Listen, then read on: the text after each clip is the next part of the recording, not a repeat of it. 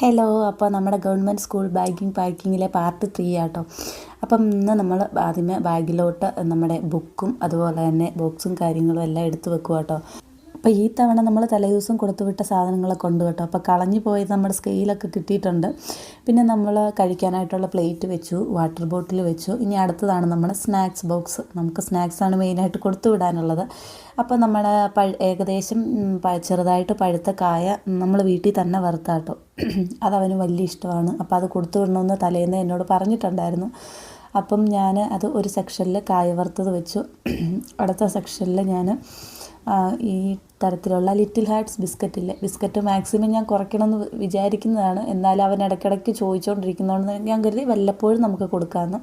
അങ്ങനെ നമ്മുടെ ഈ ലിറ്റിൽ ഹാർട്ട്സ് ബിസ്ക്കറ്റും കൂടെ വെച്ച് നമ്മൾ എക്സ്ട്രാ ഈ ഒരു പാത്രം ഉണ്ടായിരുന്നു, അത് ഈ തവണ ഞാൻ വെക്കുന്നില്ല കേട്ടോ. അപ്പോൾ ഇത്രയേ ഉള്ളൂ. ഇതെല്ലാം ഞാൻ വെച്ചതിന് ശേഷം നമ്മൾ ബാഗിൽ വെച്ച് കൊടുക്കുന്നുണ്ട് കേട്ടോ.